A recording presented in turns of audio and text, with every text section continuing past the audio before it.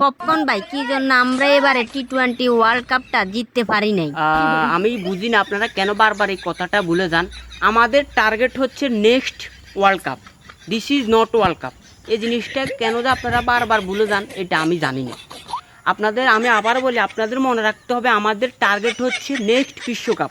এই বিশ্বকাপটা না, কিন্তু এই বিশ্বকাপটার জন্য আমরা দলটা ঘোষণা করছি শুধুমাত্র এই কারণে যেন আমাদের পোলাপাইন আমেরিকাতে শিক্ষা সফরে যায়, এই টিকিট সম্পর্কে আরও ভালো মন্দ কিছু শিখতে পারে, ভালো মন্দ কিছু জানতে পারে, সেগুলা আসিত পরবর্তীতে তারা মিরপুর স্টেডিয়ামে খেলার সময় মিরপুর স্টেডিয়ামের মধ্যে তারা প্র্যাকটিস করার সময় ওইগুলো প্রয়োগ করতে পারে। এই জন্য আমরা এই মায়ের দোয়া ক্রিকেট বোর্ডের এই টিমটাকে সিলেক্ট করে আমরা যুক্তরাষ্ট্রের মধ্যে প্রেরণ করছি শুধুমাত্র এই শিক্ষা সফরটার জন্য। এই জিনিসটাকে আপনাদেরকে মনে রাখতে হবে। এখন আপনাদেরকে এটা আবারও মনে রাখতে হবে, আমাদের টার্গেট হচ্ছে নেক্সট বিশ্বকাপ, এই বিশ্বকাপটা না। তো আপনারা জানেন আমরা টি-20 ম্যাচগুলো কিন্তু আমরা টেস্টের মতো খেলি, টেস্টের মতো খেলার পর আমরা টি-20 ম্যাচগুলো জিতার স্বপ্ন দেখি। এটা আমাদের বড় একটি কাজ, আমাদের বড় একটি স্বপ্ন। কেননা আমরা টি-20 ম্যাচগুলো টেস্টের মতো খেলে আমরা জিতার স্বপ্ন দেখি, এটা বহুত বড় একটা গুণ। আপনারা জানেন, আপনারা হয়তো জানেন যে আপনারা সবাই হয়তো জানেন রাসেল ভাইপার সব থেকে শক্তিশালী তিনজন ক্রিকেটারকে আমরা আমাদের মায়ের দোয়া ক্রিকেট বোর্ডের শিক্ষা সফরের যে দল ঘোষণা করছি ওইটার মধ্যে আমরা তাদেরকে জায়গা দিছি। কিন্তু দুর্ভাগ্যজনক বিষয় কারণে তারা কী জন্য যে খারাপ খেললো এটা আসলে আমাদের জানা নাই।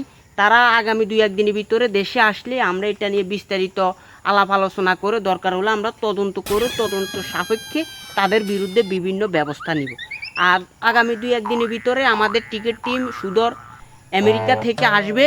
আসার পর ওদের এখন মন মানসিক অবস্থা খুবই খারাপ, কেননা তারা অনেকগুলা ম্যাচ হেরে দেশে আসতেছে।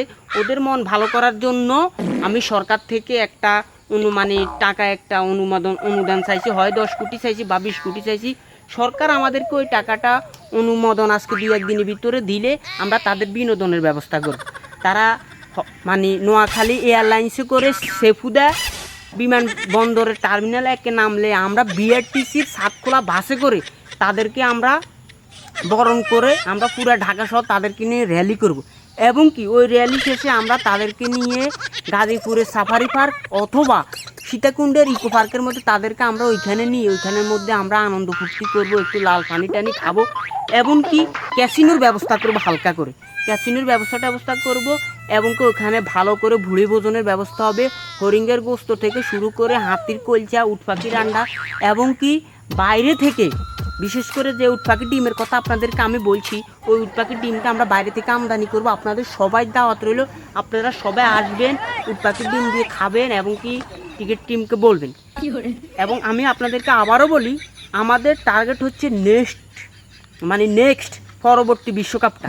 এই বিশ্বকাপটা কিন্তু আমাদের টার্গেট না, এটা শুধুমাত্র আমাদের পোলাপাইনে আমাদের ছেলেপেলেরা ক্রিকেট সম্পর্কে আরও ভালো করে বোঝার জন্য আমরা একটা শিক্ষা সফরে পাঠাচ্ছি। এটাই ইনশাল্লাহ নেক্সট বিশ্বকাপে আমরা টি-20 বলেন, ওয়ানডে বলেন, সকল টপিক আমাদের করে নিতে পারবো। ধন্যবাদ আপনাকে।